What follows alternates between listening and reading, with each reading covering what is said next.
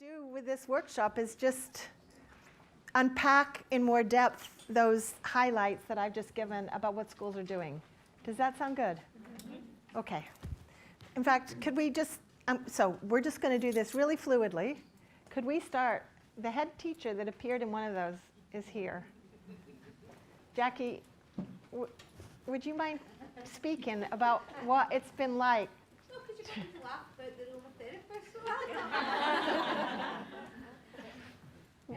This is Jackie McIver. She's the head of Churnside Primary. She's the school with the aromatherapist and the Buddhist monk in orange robes. Okay. Will you tell us? We started our journey, well, I started the journey last year, but I saw the film last May, and I just really felt that we had to do something. And when I was looking, I'm the head teacher, so when I was looking at the profile of my school, it was all health and wellbeing difficulties. That was the biggest thing that came across, and there was a whole lot of kids that were being sent out of classes and really unable to self-regulate. So I thought, well, we need to do something. But I was dead against targeting individual children. I was really wanting to provide universal support. So we got Suzanne in, and I never showed the staff the film till the end of working with Suzanne, because I felt at the end of it, I felt a real need to want to do something. So Suzanne worked with the staff, all staff, dinner ladies, PSAs, teaching staff, everybody, and the teachers had wee projects that they worked on. So it was either mindful music or oils, or I think we had mindfulness in the classroom. There was one more, I can't remember what it was. And they collected data about that. But underneath all that, I got the Buddhist monk in, and he did 6 weeks of mindfulness with each class, so that effectively all the teachers were trained and all the support for learning workers were trained, and it gave us a shared language. So when these kids were showing the stress behaviour in the class, we could say, try your mindful breathing. You know, we were giving them more options. We also work with Kit Bag, and Kit Bag have got this fantastic resource called Kit Bag. So it's children first that give the Kit Bag.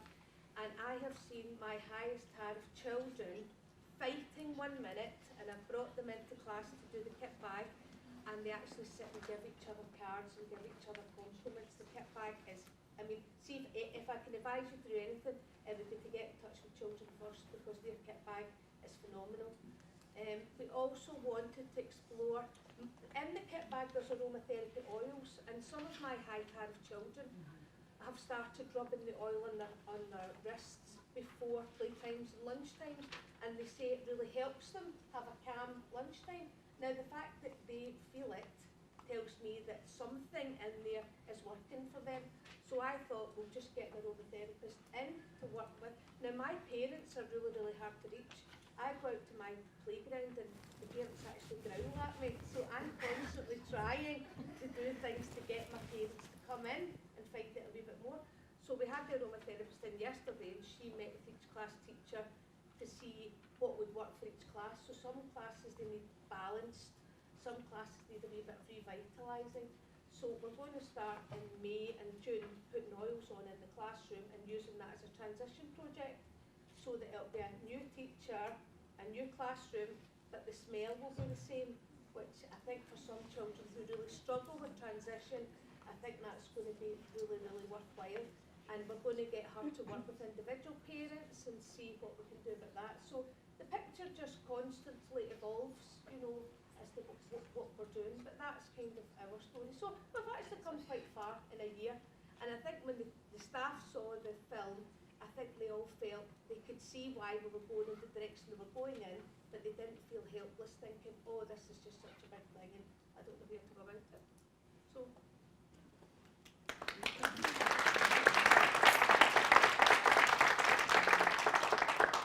Jackie, what did it feel like when you first started?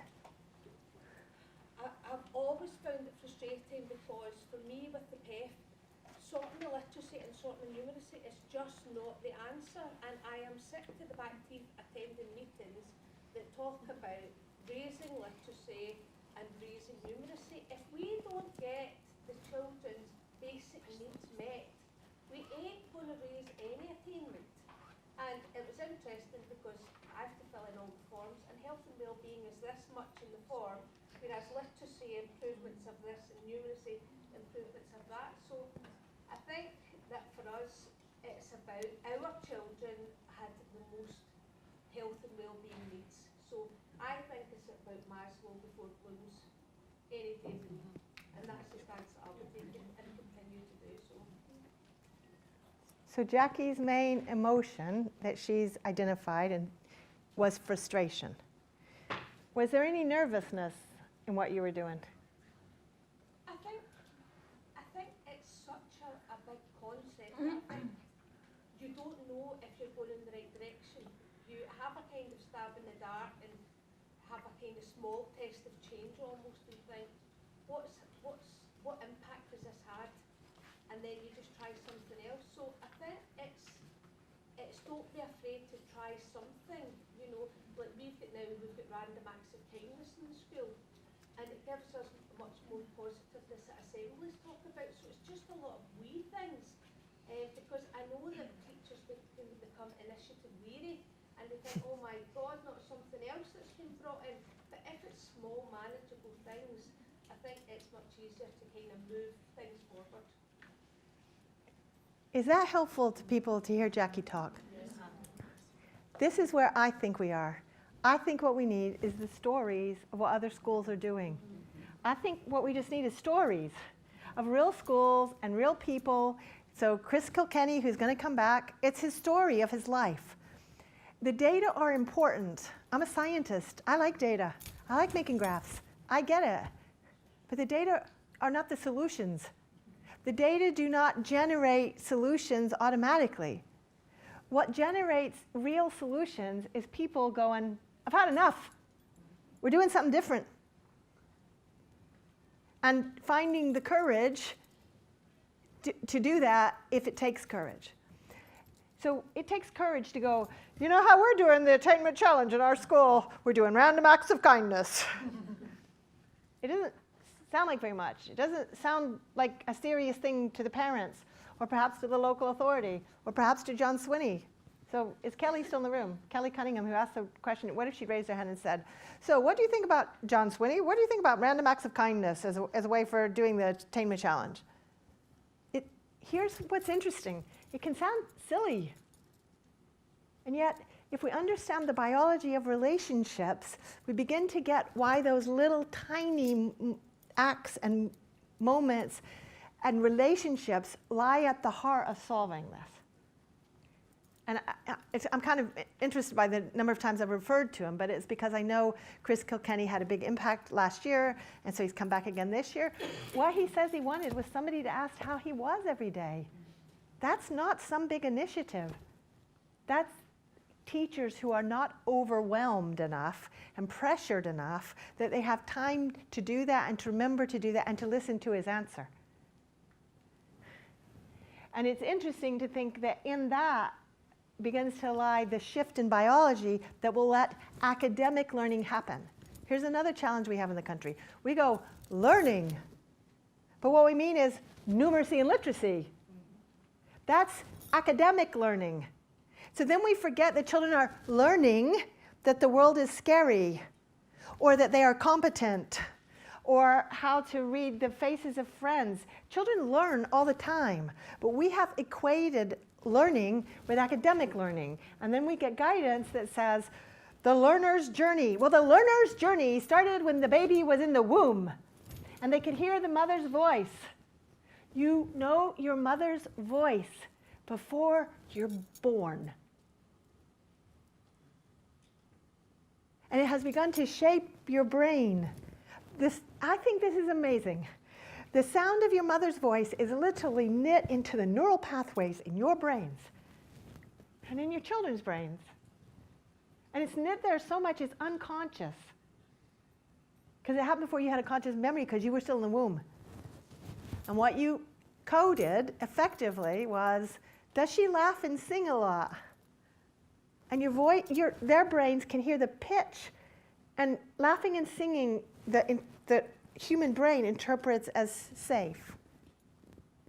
Or you could hear if she shouted and screamed a lot, which the human brain interprets as fearful. in my language, that's a saber-toothed tiger moment, as opposed to babies in the womb who are having more teddy bear moments knit into the neural pathway of the brain. So the behavior problems or the literacy problems or the learning challenges that the children in your classrooms all have may well have begun before they were born, which was a long time before they got into your classrooms. I think that's remarkable to think about. To just get a little bit of the biology and a little bit of how important connection and relationships are to the human species.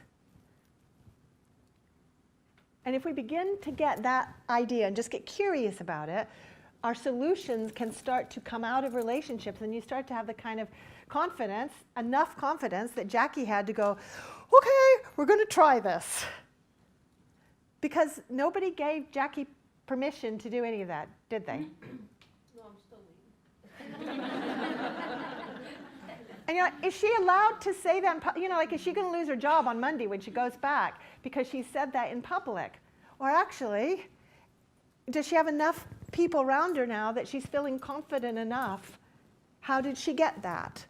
So I think hearing the stories of doubt that people start with empower other people, and that's what John Swinney said he wanted this morning. He said he wanted empowered schools. Okay, well, Churnside Primary's journey of aromatherapist and Buddhist monk in orange robes and random acts of kindness empowers other people to go, we're doing this. But that may feel threatening to other people who are scared about the numeracy and literacy. Suddenly we are to pedagogy and to school values. Does that make sense? Yeah. Okay. Do you want to hear what some other schools are doing? Do you want me to unpack that a bit? Yeah. Okay. Let me find the clicker. Where is the clicker? There's the clicker. Okay, let's see if this works. Okay. And I just want to drive home, because I was playing with this idea, the story of how our conference got delayed is the story of adverse childhood experiences. Okay? Adverse weather experiences, adverse childhood experiences lead to adverse behavior. Quite literally. So if the next time your kids are engaging in challenging behavior, if you can just remember enough to go, I wonder what's going on for them biologically.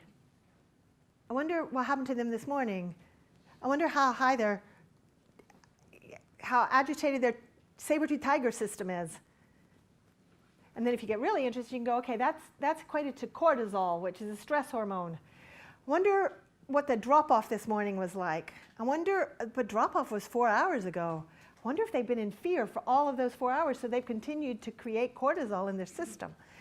If we can get curious, it helps us to stay out of a defensive place. Okay? And our whole country went into adverse behavior with a little bit of adverse weather. And then we ended up with adverse consequences.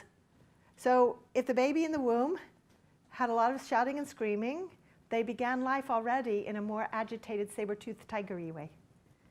Now, that's not very scientific language. So part of my own courage is in deciding, nobody gave me permission to use that language to talk about attachment, but I could see that it worked, so I just did it. I'm more confident now. I'm a bit like Jackie. She's more confident. They're a year on, she's more confident that it's working. So we can think about it as practical problems about what will work. It empowers us, which is what John Swinney said he wanted to do this morning. The adverse consequences carry on. And what we're trying to get to, I think, is recovery and healing. Remember I said about the podcast that Gail Ross, the politician, has done? She's now heading up an ACEs cross-party working group. Can I tell you, I had to look up, what exactly does a cross-party working group do? I didn't really know. I mean, I knew it was something to do with cross-party, but I didn't exactly know what they did. But basically, they bring together a group of politicians, and they invite other people from around the country to try and tackle something from a non-party political perspective. On the first meeting, they tried to decide what would they call themselves, and they're now the cross-party working group on the prevention and healing of adverse childhood experiences. Our government, or at least politicians within the government, have put healing in the name of a governmental initiative. I don't think that's anywhere within the idea of the attainment challenge, but that's part of what will happen if we really get adverse childhood. You heal enough. It doesn't mean you go back to the way, like that pothole is still there, but it's functional enough. If we have another snow, it's likely to get in around the cracks. But maybe we'll be able to think about that in a different way. Okay. So it's possible to say, here's what to do, but I forever am stressing, if we understand the underpinning, you get more creative. Rather than me telling you what to do, or even inspiring stories like Jackie's, if we get the underpinning, we become more creative in our solutions. So that the key things to understand are connection. That's a 3-month-old baby. She's engaged in play with her mother. You get instinctively that her face is reflecting the mother's face. Imagine if that mother has postnatal depression. The baby will be reflecting something else. And the baby's brain will start to be wired in different ways. Now here's the risk. Postnatal depression happens for about 25% of the women in the country after they've had babies. This room is mostly women. Some of you in this room may have coped with postnatal depression. So talking about the science takes us to sore places, which is why we need to be curious. And that keeps us out of the guilt and the worry and the it's too big that we can slump into. What ideas do you come up with that would help your children? Because all I did not come along and tell any school what to do. I don't even come with a package. Some people come with a package, which is helpful because it frames. I don't even turn up with that. I just turn up and go, hey guys, what do you want to do? And we create solutions together. So it's really, really school-led. So what ideas do you find yourself coming up with, keeping in mind that the underpinning theory is about connection, biology, the brain, and the body and the self-regulatory system? What do you find yourself thinking about? Yeah, go for it. Relax, kids. Tell us more. So I don't know, some of you might have been at the workshop this morning. I'm a class teacher in an area of deprivation where I think something like 80% of our children are SIM D1 and 2. So we're a literacy layer school for the attainment challenge, but for us, we have children who are really quite distressed. So we have tried to teach the children the actual neuroscience behind the brain with our owl, our elephant, and our meerkat. And they're actually starting to see, and Pauline as well has done it in secondary level too, where the children are going, I know I'm having a meerkat moment here.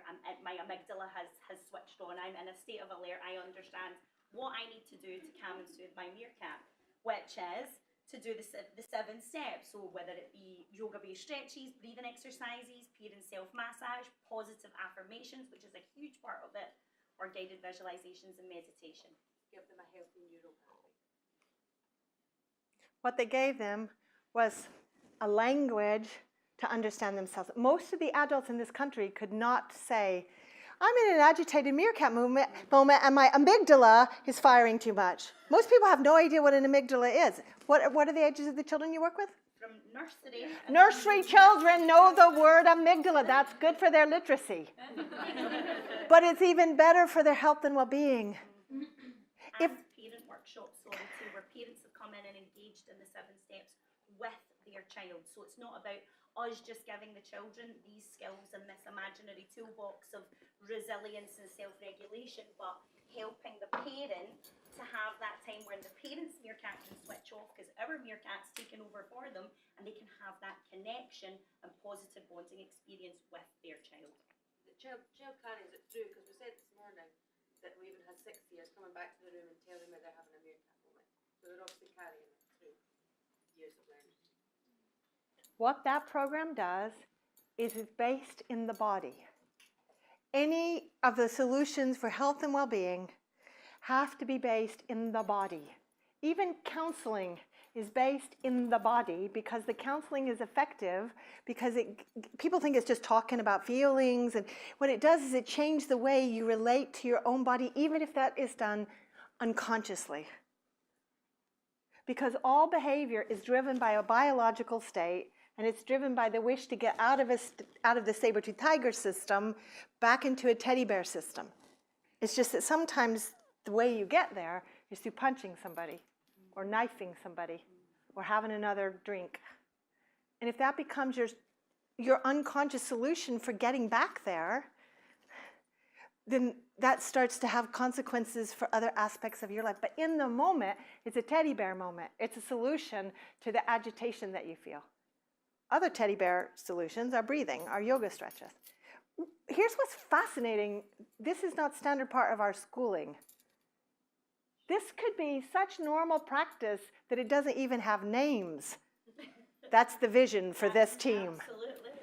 But at the moment, it's not a standard part, so we need to give it a name, and people need to have help with it.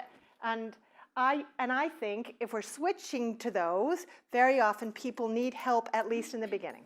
So Jackie McIver's school needs a guy in orange Buddhist monk robes. I'm trying to play it up and help us to laugh about it, because normally that would not be seen as part of the attainment challenge to have a Buddhist monk in your schools, let alone an aromatherapist. Okay, so it might give knowledge, but the key thing that they give is confidence. Yes. Well, I'm just here because it's very interesting. I'm coming from a secondary school, and obviously it's only a small part of the people who've seen that. And I was one of the people who knows about resilience.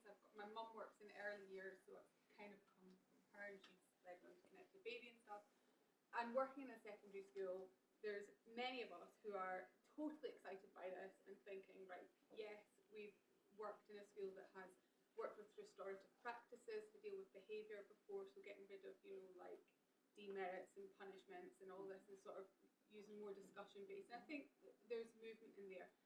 Where I'm at now, just to give you one example, is listening to all this. I'm massively excited about it, but I'm thinking, how do I get this into my school when from a senior level there is so much fear? So one example is this, like on Friday, before I left school, I went to my head teacher because we have an activity week at the end of term where all the kids are off timetable. And I said I would be very interested in, for that, leading a yoga and wellbeing day. It's off timetable, it's not going to impact anything, it's one day. It would cost the children £2 to do because I've got a yoga teacher friend who does team yoga who would do it. Everything is in. I literally went expecting to be like, wow, Gemma, that's an amazing idea. Yes, of course we'll do it. I was told before I had even finished my sentence, teenagers won't be interested in that, kids aren't interested in that, no, you can't do it. I then argued my point, and I'm allowed to do it for one day of an activity week where children will opt into it and pay £2. Now, I'm not doing this to be like, oh, my school's awful, it's terrible. There are brilliant things happening in my school, but what I'm saying is even people who are really passionate about this, and I don't know whether I feel like maybe in secondary school it might be more of a problem because people are not as open to, yes, let's give that a try. I don't know why that is, whether it's seen as the stakes are not higher. I don't know. Barbara. Why are You all picking on can't me? see Barbara's face. And Right? I feel bad. Barbara's face, My school a bit. Barbara's face to this lovely story went, Barbara, why did you make that lovely face?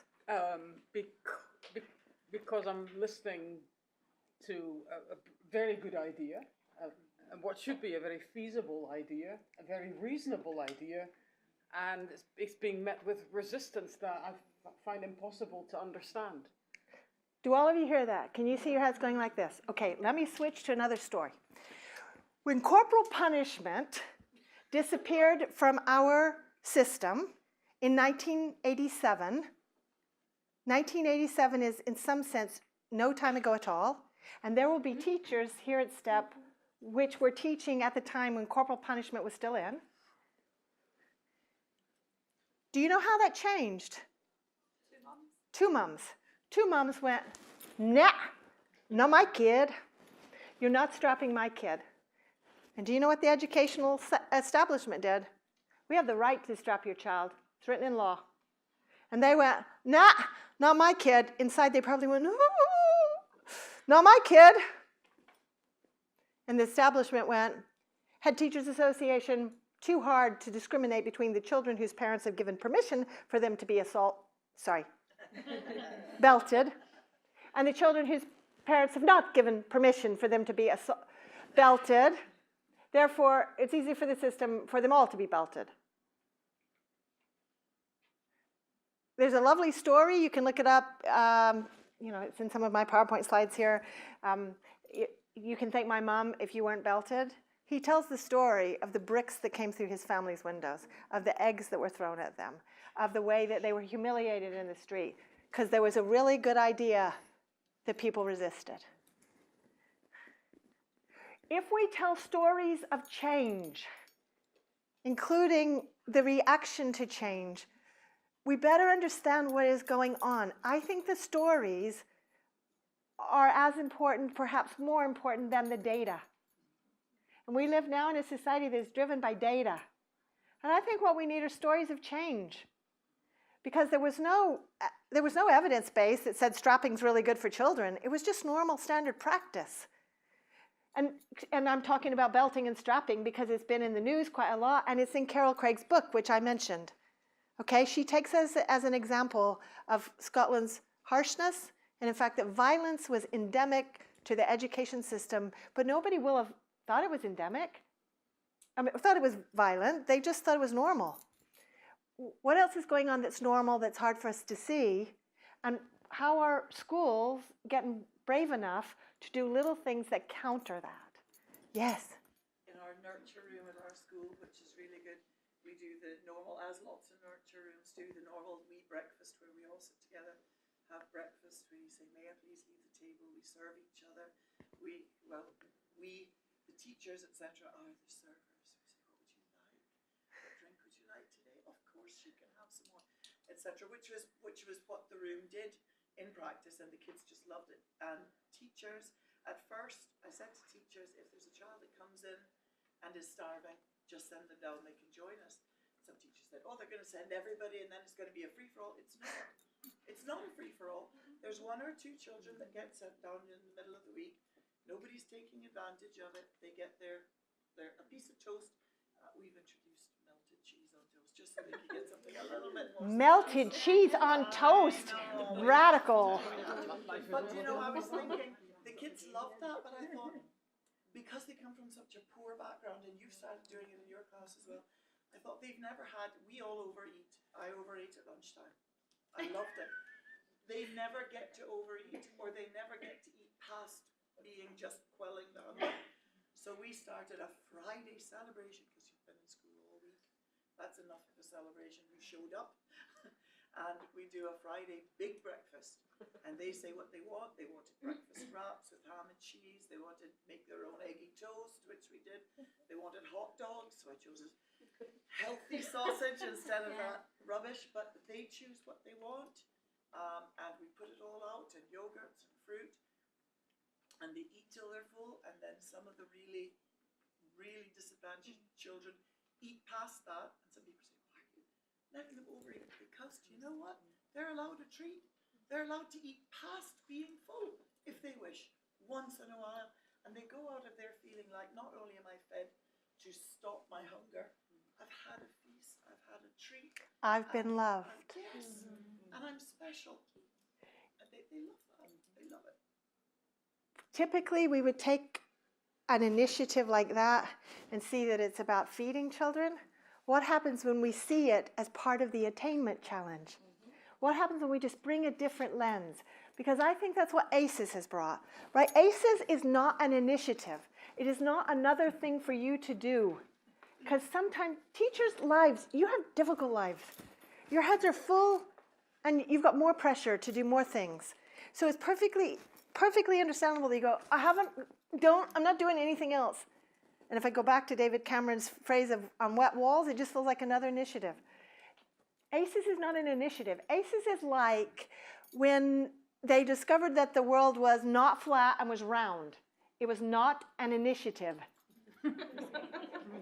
It was like a new lens, a new perspective. It's like that. It's a new perspective on how behavior works and how bodies work. It will help your jobs. It will help parents. It will help all of us when road rage happens.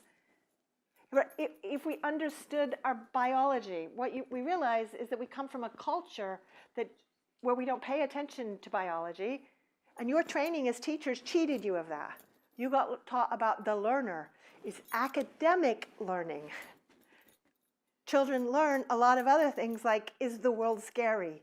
And then you adapt your body. The thing about the early years is that you are doing the most fundamental and fastest, most rapid learning and biological responses to what you've learned, how the world feels. Does it feel safe or scary?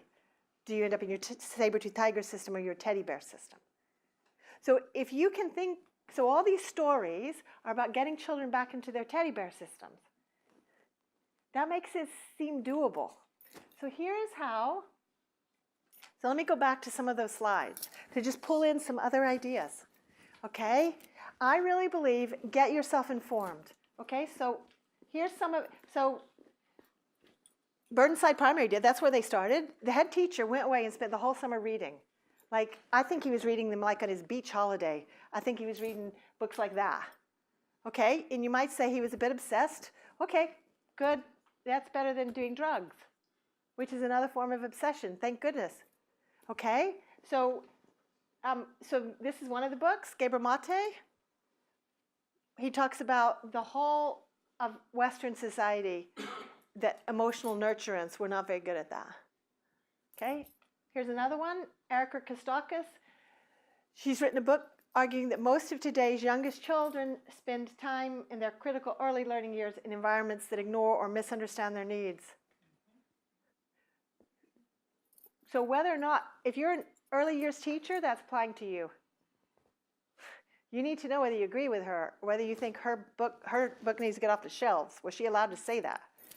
And if you're not an early years teacher, well, then whatever happened to them in their early years education provided a biological platform that you're working with. Okay? This is Darcia Narvaez. Nobody will read that book, Neurobiology and the Development of Human Morality. Who's going to read that book? You know, like, that's scary. So most people get Darcia Narvaez's stuff from her blogs. Okay? This is an interesting piece. Boys are more vulnerable to neuropsychiatric disorders that appear in the early years. She means ADHD, autism. You having any problems with those in your classrooms? Okay? And she says this, more babies have been put into daycare settings in recent years, nearly all of which provide inadequate care for babies. Is she allowed to say that? Should somebody shut her up? Or is she right? Because if she's right, childcare was in our paper this morning. We're expanding it. If the government gets it wrong, the government will damage our children. And the data's there. The evidence is there. So the piece this morning talked about we've got the money now to pay for it, but it doesn't talk about the quality of care. We will never before have raised that number of children in their early years in institutional care. I've been into nurseries with hardworking staff where I can't hear the children because they're in a building that wasn't made for it, and they've got so many children, I can't hear them. I can remember a little girl, I did all the best early years practice. I was down on the ground with her. We were having a chat. I couldn't really hear her because there were too many children. They were rebounding. Good, I'm glad you're having trouble seeing me. Think about what that's like for her, right? And she had a slight speech impediment. So I was working really hard, and it took me, she was trying to tell me something. I couldn't figure it out. I worked out too late that what she wanted was my scarf.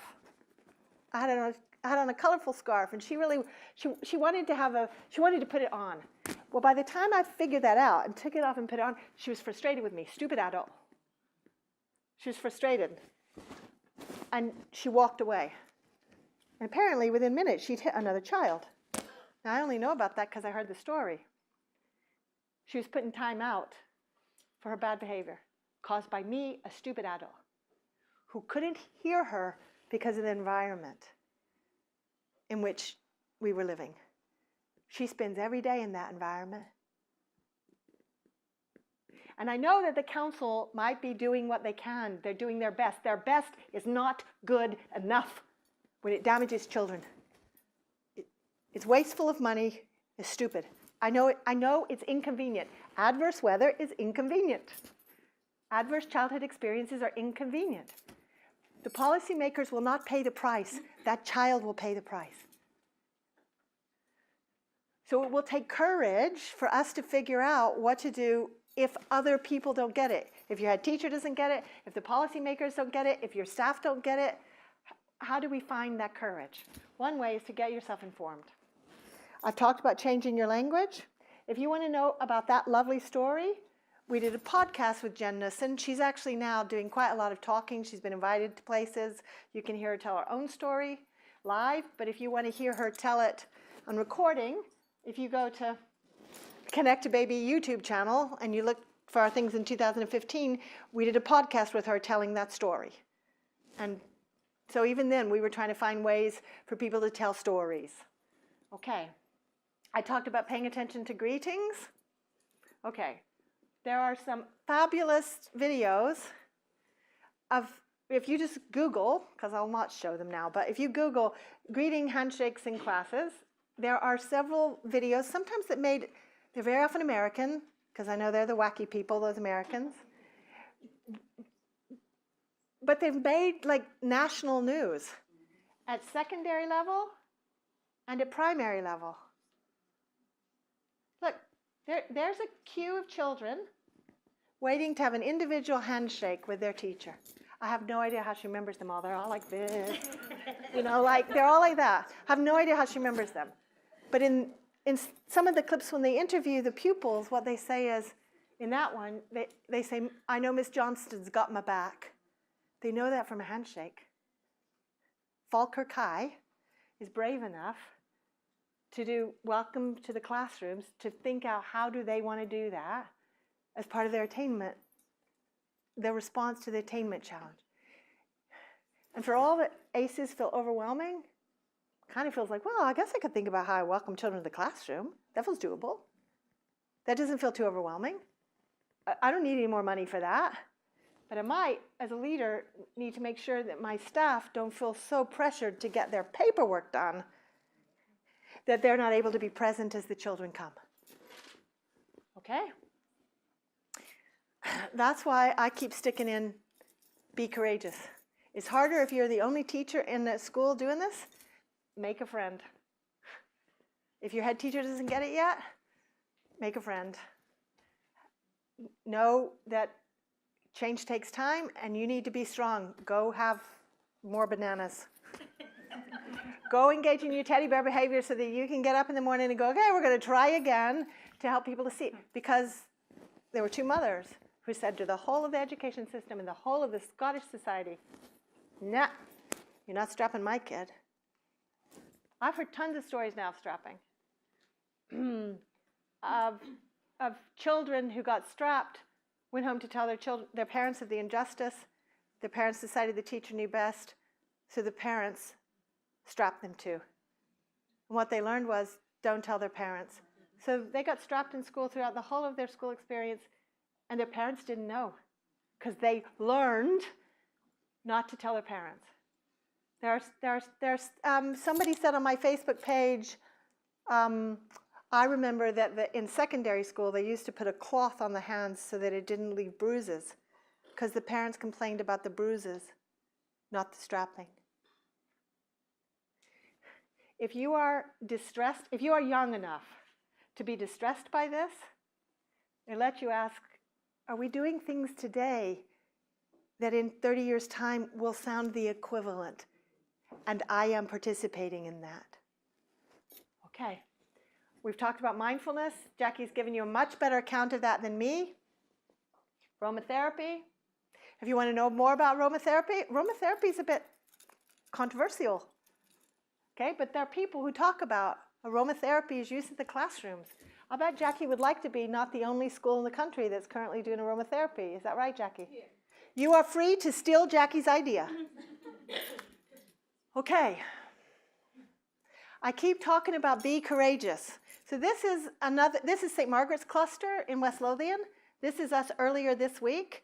So there are 7 schools represented there. Their local authority didn't say, please go to that meeting. They just did it. They just decided they wanted to know more, and they got me, and there's Tina Hendry around the table. And we had an afternoon's chat. They now have an ACES hub. Jackie McIver is apparently heading up an ACES hub in the northeast of Glasgow. Okay, so there are ACES hubs springing up all over the country for local communities well beyond education to think about what do they want to do. Nobody told them to do that because they decided. That's what you call a grassroots movement. Okay. I've talked about fostering kindness and teddy bear policies. I think it's courageous to call GERFEC a teddy bear policy. I think that takes courage for those heads. But I think they have been encouraged to do that because there's all 4 of them. Okay, if that's what I talked about in my keynote, okay, here are some other ideas. You could increase laughter. Falkirk High is doing such a project. They're simply looking for opportunities to increase laughter. Because when you laugh, you put your body into its teddy bear system. You don't laugh when you're scared. So I am working with families that are engaged and trying hard to relate to each other in a different way. Rather than give them strategies, if I just said one thing, I would say, go home and find opportunities to laugh. Because when you laugh, it encaptures all this other stuff that's going on. Now let me say more outrageous things. If your marriage is on the rocks, please laugh. That's an outrageous thing to say. Except it's true. Some people in this room are in relationships that are struggling a bit at the moment. Because relationships are messy and they're not always easy. Go home and stop concentrating on the problems. Go home and find opportunities to laugh. And then the 2 of you will trust each other again more. If you're struggling with your child, stop trying to fix them. They're pissed off by that. Find opportunities to laugh. The thing is, it sounds odd. Okay. Burnside Primary greets children at the gate. The head teacher's there every morning. If you want to know more about that, they write a great blog. Bainsford Primary and Falkirk, they created transition bracelets that the parents, the teachers, and the children all wear. They all wear matching bracelets. There's children get to choose bracelets. They cost 69 pence a piece. There you go. Okay. Oh, good. Tell folks why. Why? See, as we get my badges in there. Our head teacher got them with our school values on. You mean All the cares? All the children have them, we have them. We'll wear them, I keep it on the badge because I forget to put it on. It helps when the children start to doubt that you remember them. They can look at the bracelet. It's a transition. It costs 69 pence. This is scary. Bainsford Primary is also doing away with behavior charts. Bond with your parents, that's Flora Stevenson Primary. They showed the film. Make spaces that feel safe. That's the head teacher's office. That's the head teacher. That's the head teacher. Okay? And as I really wind down, can I come back to this point? Be courageous. Whatever you do, go out and have the curiosity to give you confidence to be courageous, to go do things that other people might not have done. Thank you very much. Come in. Thank you very much.